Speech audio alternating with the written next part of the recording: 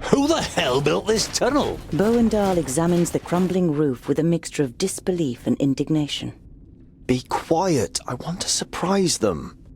Is that such a good idea? What if we give your master such a shock that he casts a spell on us?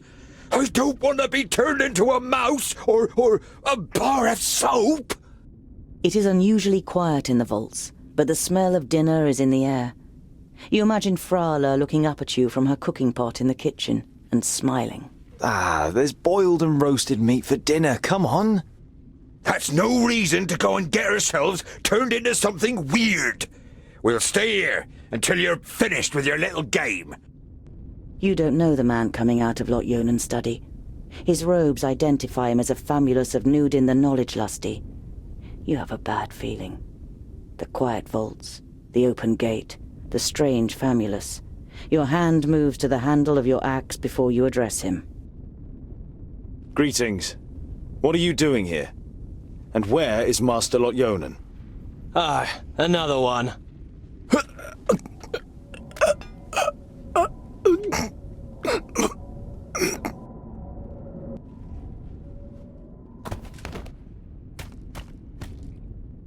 Don't even think of using magic, or I'll lodge this pretty piece of steel in your brain. It takes the famulus a few seconds to comprehend the situation he suddenly found himself in.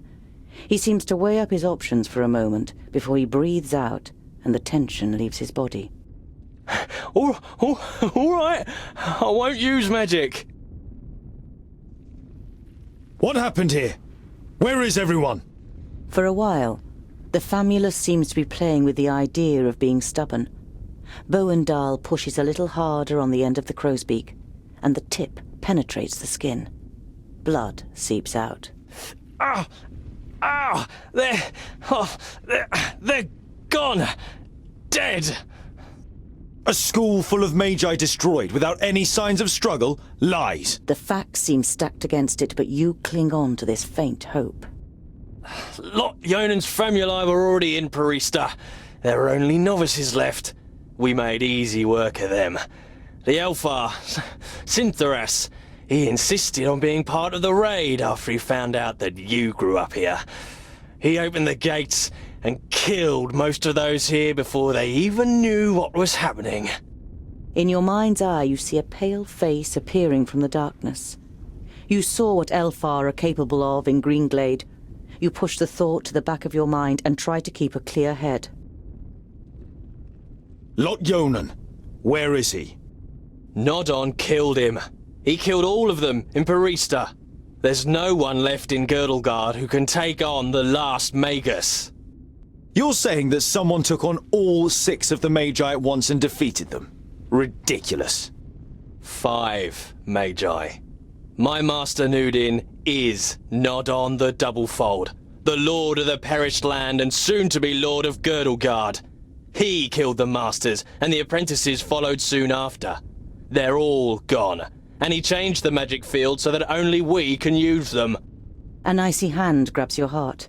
It's impossible that there's only a single Magus left, and he's not fighting against, but for the Perished Land. Why are you snooping around in Lot Yonan's study? What are you looking for? I'm looking for artifacts that Lot Yonan, when he was in Parista, claimed he had forgotten and left in a cupboard, and for the books that were stolen from Greenglade. I'm guessing you're the dwarves that stole the books. What does your master want with the artifacts and the books? I don't know. He commands, we obey. He's going to be very displeased. I did find a bag in the cupboard, but it didn't contain the right objects. I've had enough of your lies. They're alive. Lot Yonan escaped and has gathered his apprentices, Frala, and the others around him to fight against Nodon. We just have to find them. The war was over before you even noticed it had begun. Nodon cannot be stopped. He is on his way here and will just... Blah, blah. We will leave immediately. This news is of great importance to the Council of Dwarves. I'm not going anywhere. I have to find my friends and I... Orcs! Lots of them! Damn.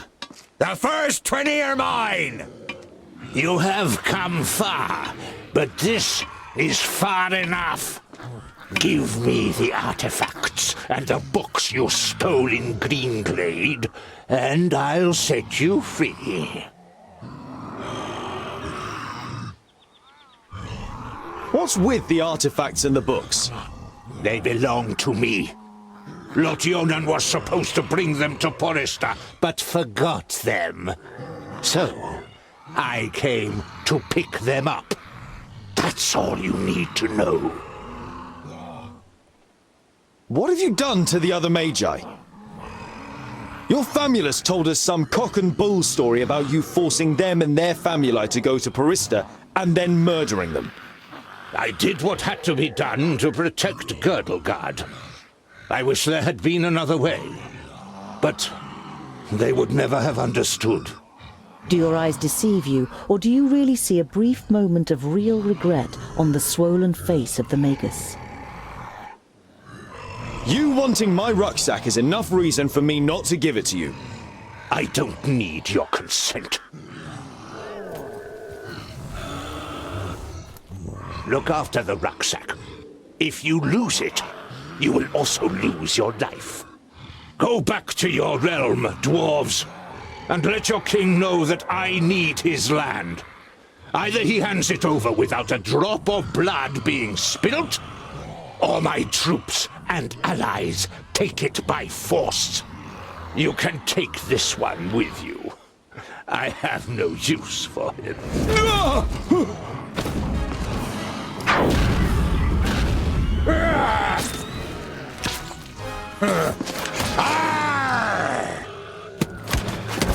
Invisible wizard, Maya! Look!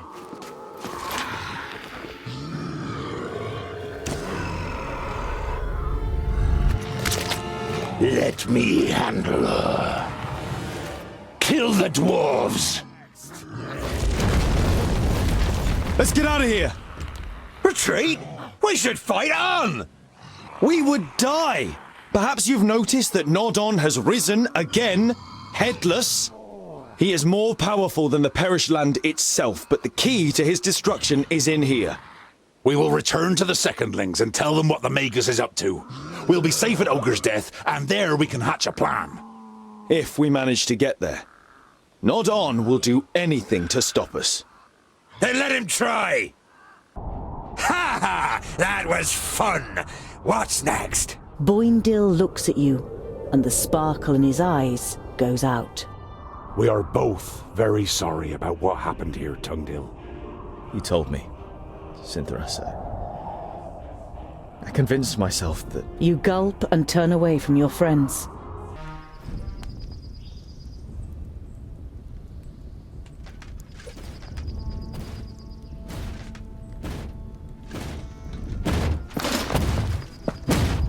Ha! That's what I call a goodly challenge! Cover me! Not a good idea if you want to go on living, dwarf. You've got quite a big mouth for someone who sounds like a girl.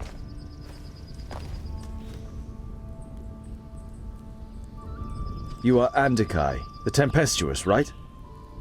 Correct. And you're Tungdil, Lot-Yonan's charge.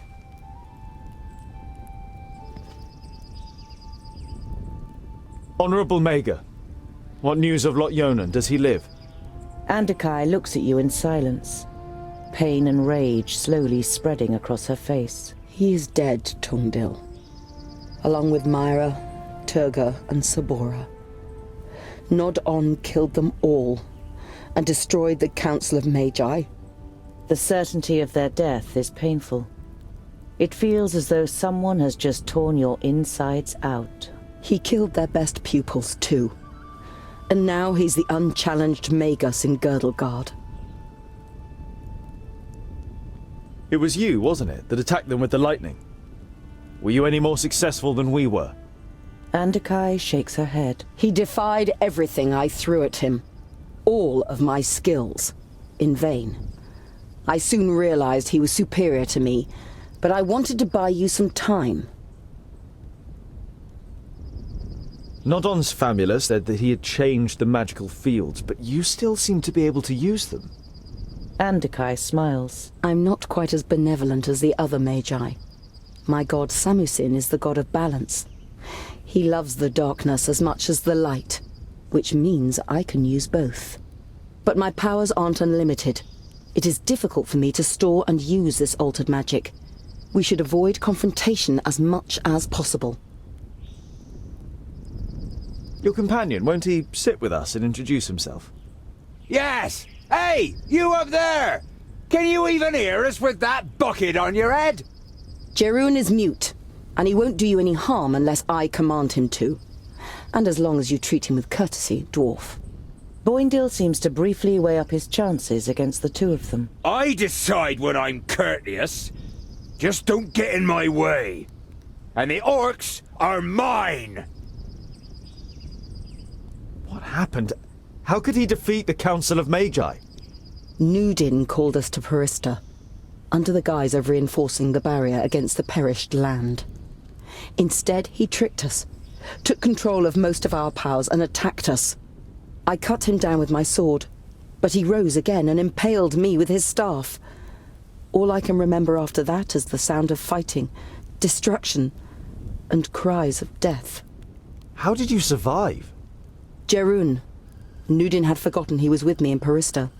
He found me, tended to my wounds and brought me out of the city to safety until I could summon up enough power to heal myself. And Lot Yonan? When Jerun carried me away, he was frozen in stone, like a statue. To my knowledge, the spell cannot be reversed. You nod slowly. You don't have the strength to say anything else right now. What will you do now? Leave this place. I'm not so foolish as to believe that I could restrain the perished land or nod on. Why should I stay here? Foolish, no! But cowardly! You're on your way to the kingdom of the Secondlings, right? Then I will accompany you and leave Girdlegard by the High Pass. We'll need all the help we can get. Nodon will have a lot worse in store for us than just orcs. The Maga nods in agreement. Then she looks pensively at your rucksack. Your rucksack? Why did Nod On want it?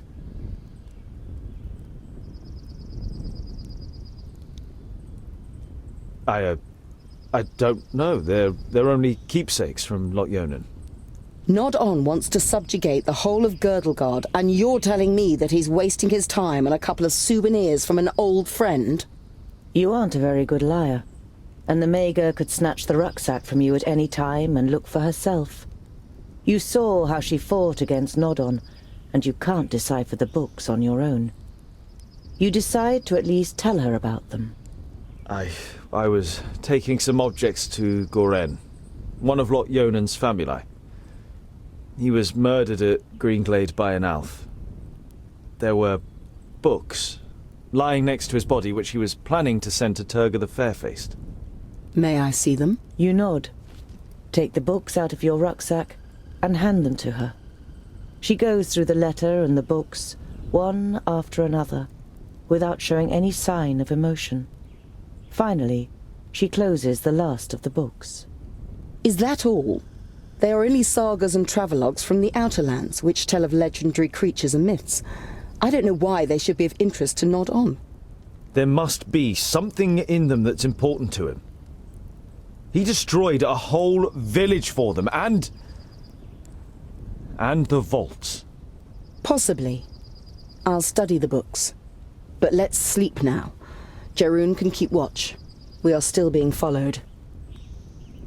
It would seem that one of the armies who've been following you since Lot Yonan's vaults has caught up with you. You can even smell the rancid grease the orcs use on their weapons. Boindil immediately prepares to fight, but Andakai demands you avoid confrontation. If we get caught up in a fight, they will surround us. The way southwards is more or less clear. You agree with the Maga. You decide to march through the night to increase the distance between you and them. The forced march is strenuous, but you manage to evade the army of orcs. You have put out a plate of food for the night every evening since Jerun and Andakai joined you on your journey, but still none of you have seen him eat. You decide to pay particular attention to him this evening, to to try and find out what is under the helmet. Andakai is sitting not far from the giant, studying the books. Have you found anything useful yet? She looks up at you. You think I will stay and fight if there is a spell in the books that might defeat Nodon? Yours is the god of balance. Don't you see it as your duty to create a balance between light and dark?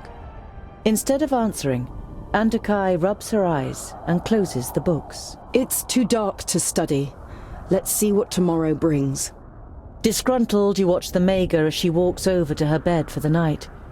Your eyes fall upon Jeroen and the plate at his feet, on which not a crumb of food is left. In the afternoon, with the sun low in the sky, the path leads you through a ravine. A glance at your map suggests that you're near to Boribor, the Orc realm. Fracas, may we remain unscathed. About a mile further on, Boindil suddenly stops in his tracks and sniffs. Can you smell that? Piggy snouts! And lots of them too! Let's proceed with caution. Perhaps we can take a few of them out before they raise the alarm. You can already see the oasis a day's journey away, but in the glimmer of the midday sun, you're not sure whether it might not just be a mirage. But the twins are convinced that there is a village here, and the prospect of a roof over your heads for the night keeps you going. The nearer you get to the oasis, the more the uneasy feeling grows that something's not right. It's too quiet, and you don't see any movement. Once you enter the village, your fears are confirmed. Your enemies have already been here. This whole thing is probably a trap. We should... Welcome to Pasnar. I'm sure the citizens would greet you themselves, if they could. You recognize the elf immediately. You saw him with the leaders of the orcs, and he appeared to you in a dream after Greenglade. Or no, not in a dream. Sintharas! So we meet again, Tungdil. What do you think of my work in the vaults? It was a nice start, wasn't it? An eerie smile sets on Sintharas's lips. Wonderful! I can see the hatred in your eyes. Come on. Come and get your revenge. Retreat! Back! Why are you here? And how can you possibly still use magic? The one person your master left living is the one you would least like to have as an enemy. Go on, little Alf. Flee. Your magic saved you this time. But next time, I'll be prepared.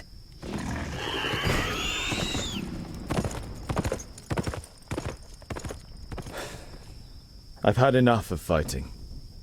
It's about time we head to your home. I've had enough too. But we've got several days in the desert ahead of us before we can enjoy a cold beer. The longer we talk about it, the later we'll get to our beer. Let's go. You've been traveling through the desert for days. The sand is simply everywhere. In your shoes, under your clothes, in your mouths. Even the makeshift cloths that you've wrapped around your heads is of little help. With the last of the energy you can muster, you finally leave the 40-mile-wide sandbar that separated you from Ogre's Death. It is as if you've passed through an invisible wall when the raging wind and sand suddenly fall silent. In front of you, an enormous massive towers into the sky, the Blue Range. The slopes cast long shadows over Ogre's Death Fortress, which nestles in the spurs of the mountain. Even from this distance it looks impressive, with its 4 defensive terraces, one above the other. The anticipation of entering a real dwarven city for the first time grows with every step, and you feel the power returning to your limbs. You've almost done it.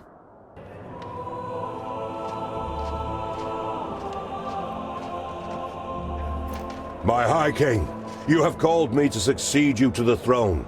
Here I stand before you. Well, before you are chosen as the successor to the High King, hear, King Gandagar, the challenges that await you.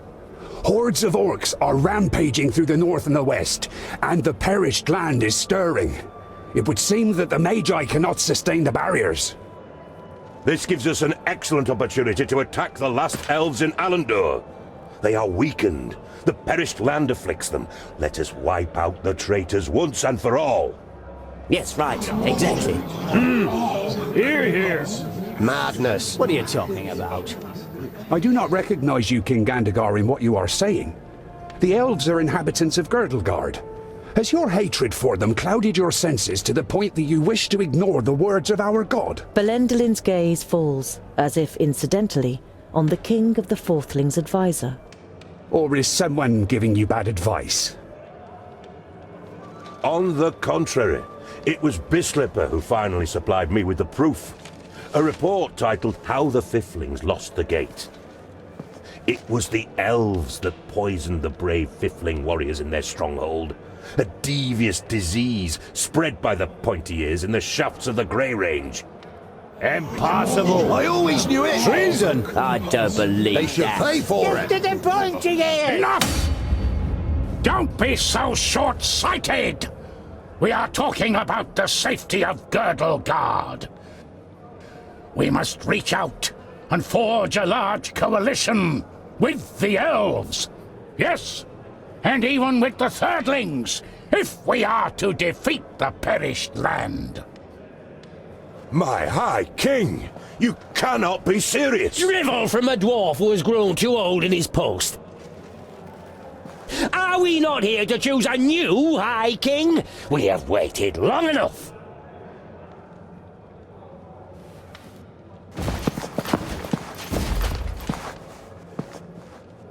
It would seem you will have to wait a little bit longer. The second aspirant has arrived. Our guests must be tired from their long journey. The meeting is adjourned till tomorrow.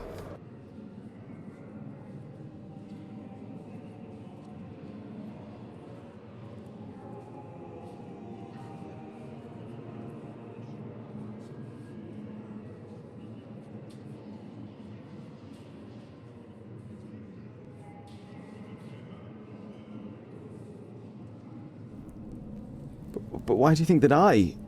Everything will become clear. I've had a room prepared for you. Before you take to your bed, please pay the High King and I a visit in the throne room.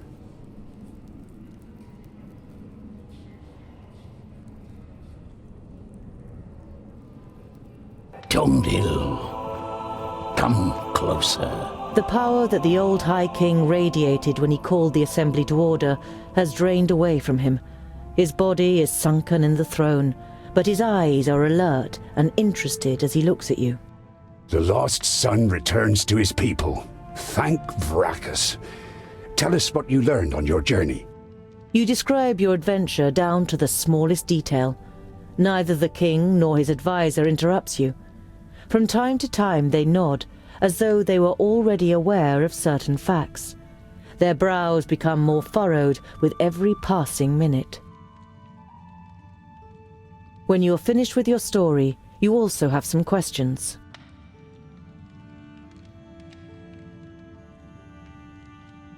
I don't want to appear ungrateful, and I'm happy to finally be among my people, but I will not ascend the throne.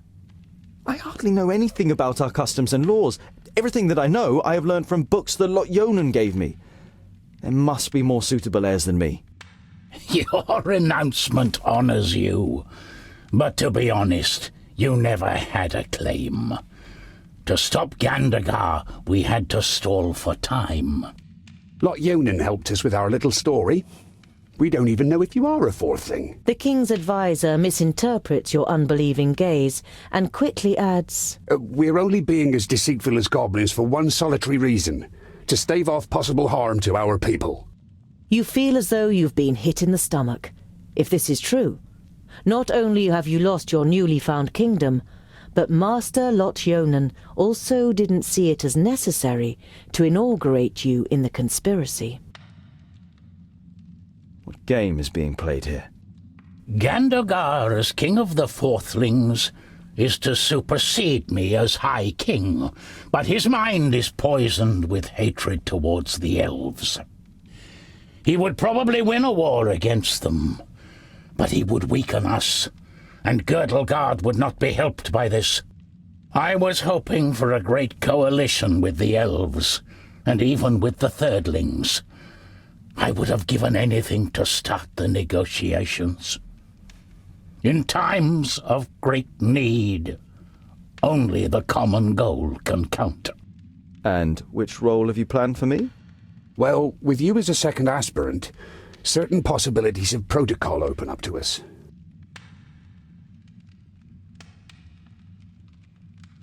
Why is Gandagar so full of hatred towards the elves? His father and brother were murdered by elves. At least that's what's claimed. No one knows the truth, just as no one knows how true this report about the Fiflings is. But isn't it strange that this letter has turned up now, just when it can play into the hands of the elf-haters? Many dwarves' hatred towards the elves is great, perhaps even greater than their honesty. I understand why you want to prevent a High King Gandagar. He will be blind to our real problems.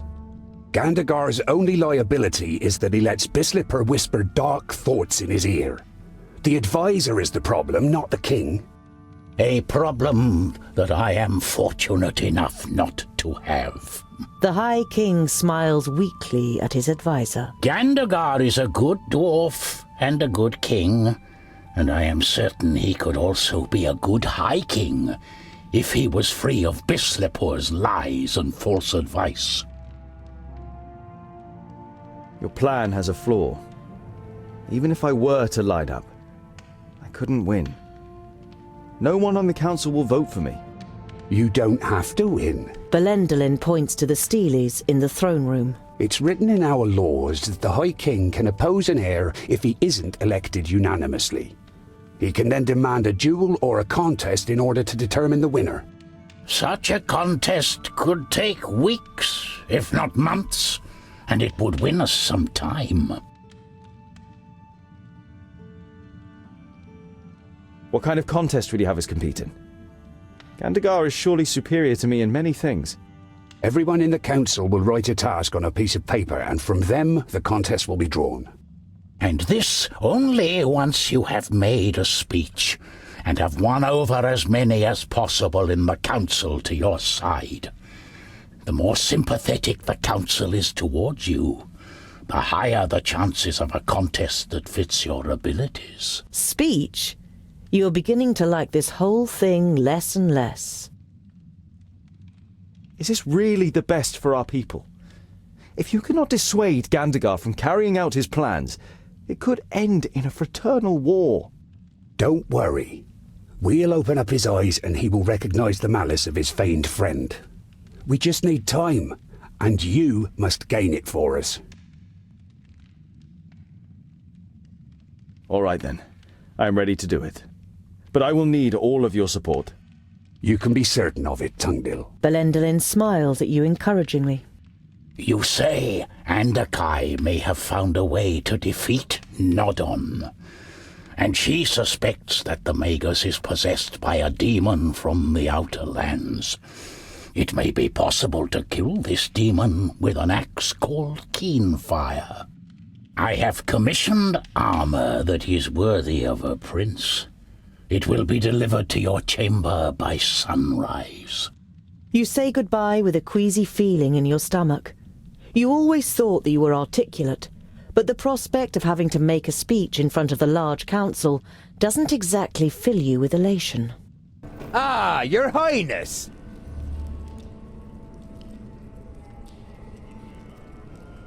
The High King and his advisor don't know where I come from either.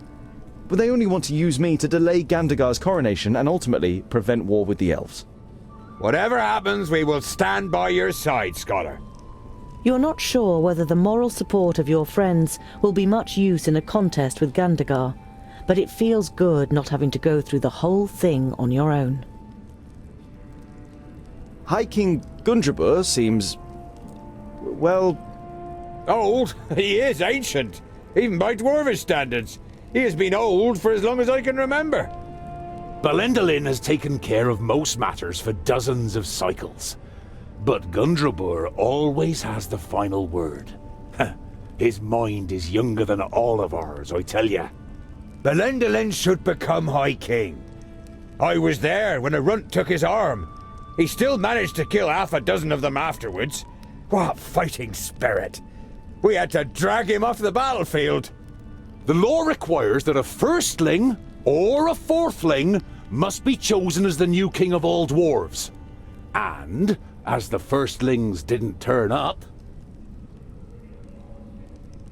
For the first time, you have the chance to appreciate the beauty of the place. You suddenly forget what you wanted to say. I've never seen such masterful masonry. To be honest, I didn't even know that stone could be worked in such a way. Ha ha ha! The secondlings are the best masons of all the kingdoms. That's how Vracus made us. Well, he made some of us into warriors too. Boandal glances at his brother, and he laughs with satisfaction while looking around the hall himself. I think I'll continue to look around. Don't get lost. And tonight, we will finally drink a lovely dark ale in the glowing anvil. Andakai, what is it? I came to return these books to you, Tungdil. Luckily, I was able to make sense of most of it. You observed how the Mager took time to study the books during your escape. They are records from the Outer Lands. They tell of demonic beings from Barren Ground who can take possession of humans and invest them with great power. Immortality, for example? The Mager nods seriously. They speak of an axe forged by the Undergrounders called Keenfire. It is said to have the power to cut through the flesh and bone of the living and completely destroy the demonic spirit deep within their soul.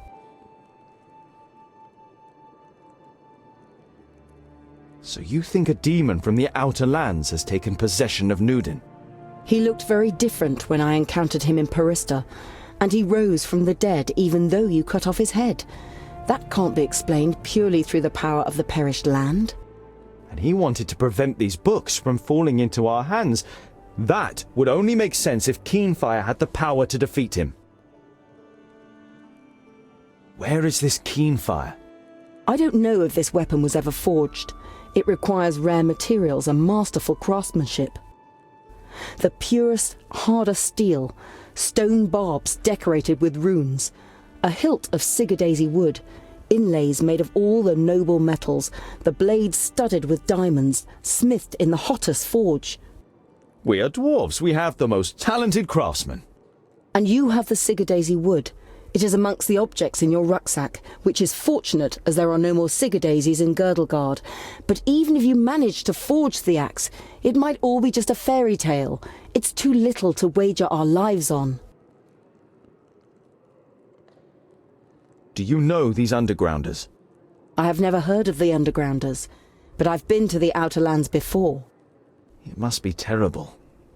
The hordes of Tion have marched from there against our strongholds for thousands of years. It's not as bad as you think. It is certainly safer than a land in which a magus possessed by a demon is on the loose.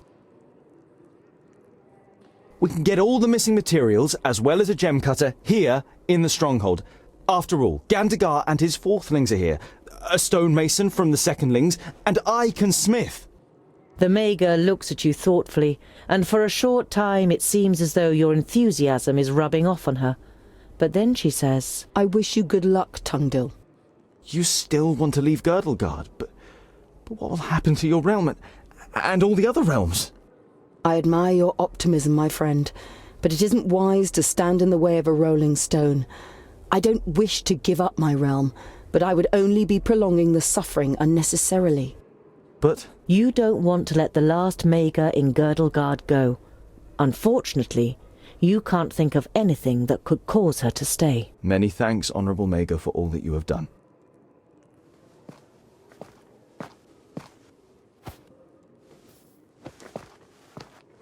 You are looking forward to the first proper bed for weeks. You undress and lie down. Before you know it, your eyes close and you fall asleep. When your new armor is brought to you the next morning, you can hardly believe your eyes. However, As a smith, you can't stand the fact that you haven't contributed anything to it, and decide to add some inlays.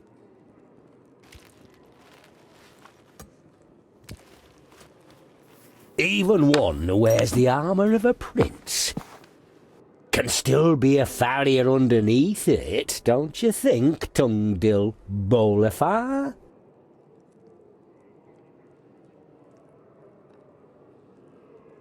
What are you doing in here?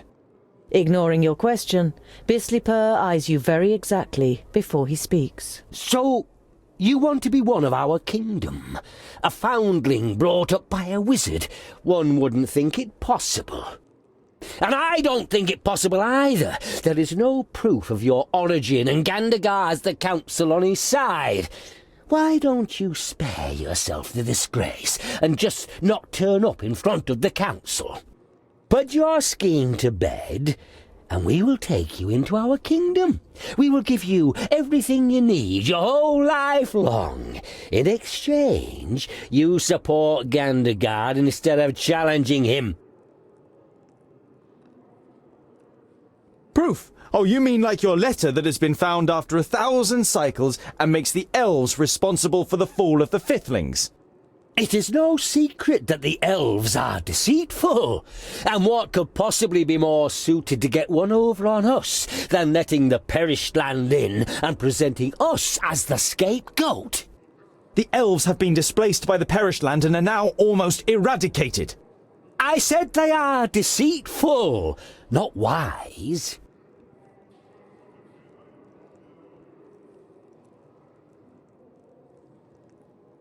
And what if I don't withdraw my candidacy? You wish to stand against your own king? A stray dwarf offending a deserving leader such as Gandagar through his claim? No one in the Brown Range will like that.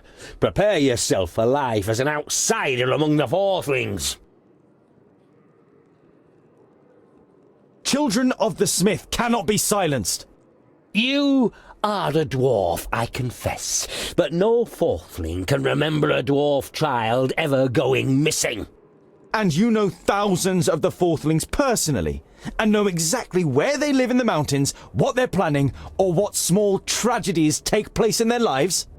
You have a sense that all the long evenings in the library and debating with Lot Yonan weren't for nothing, as Bislipur struggles for a reply, then lets it go. You have had enough of this dwarf. He makes you feel uneasy, or worse still. Get out! A humanized bastard will not issue me orders. Know your place, false dwarf.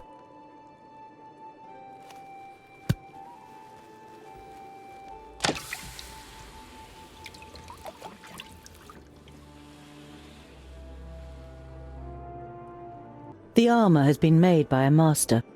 Over the chainmail is steel plate, alloyed with gold in many places, which certainly appeals to you. There are also several decorative elements made of stone to honour its origin in the kingdom of the best stonemasons. You had just finished setting the last inlay, the seal of Lot Yonan, who brought you up and is gone, when Bislipur interrupted you. That is why I, too, lodge a claim to the throne and why I think I am the more capable heir. Thank you for your speech, Tungdil Bolafar. The council may now ask questions.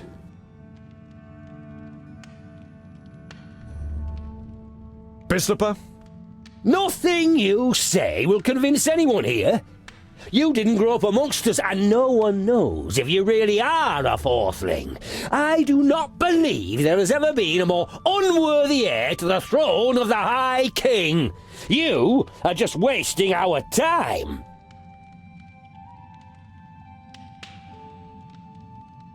It's true. I have nothing to present to you regarding my lineage that would eliminate all doubt. But is that really important?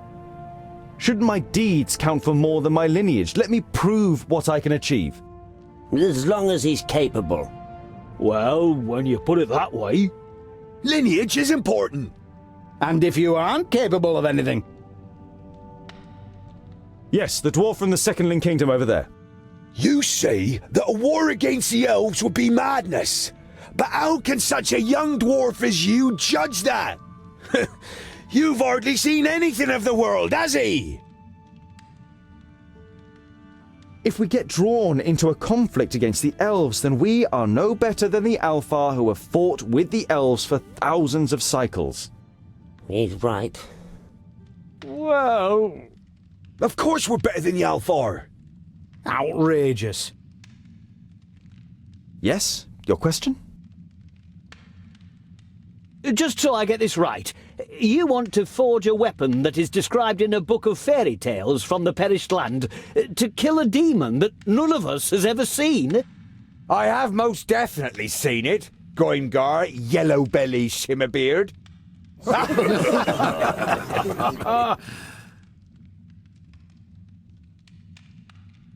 We have seen the perished land with our own eyes, and its master Nodon could not be killed. Many have died for the books in which it is written how Keenfire can be made, and the Magus did all he could to get his hands on the two hafts made of Sigurd Daisy wood.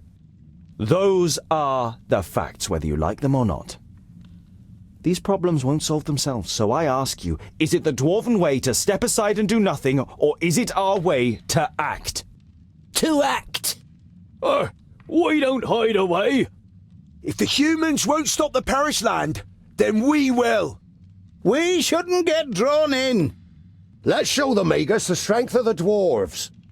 I have heard enough. The council has heard the words of both candidates and must now make its decision. Those of you who wish to see Tungdil Bolafar, the returning son from the Fourthling Kingdom, as my successor, raise your axe. And those who wish to see Gandagar Silverbeard from the Silverbeards, the king of the Fourthlings, as my successor. Gandagar has received more votes. Very good. Ha ha! Excellent! Here's to Gandagar! Long live our new High King! However, the result was not unanimous, and as acting High King, I avail myself of my right to demand a contest between the aspirants. What is this? But he won the ballot. It's the rules. The High King has the right to do so. Respect! He is still the High King. Silence! You have heard the High King's command. Write down your challenge for the aspirants.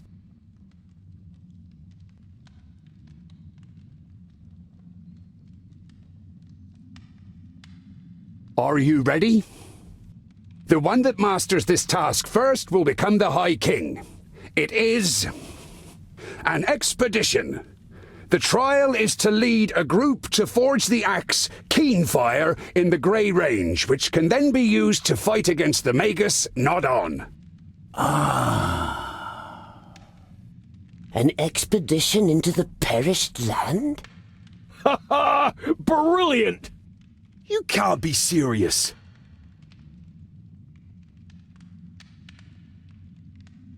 That's what I call a worthy challenge, don't you think? I call it luck, Scholar. Of all the challenges, Bislipur draws this one. Yes. Luck.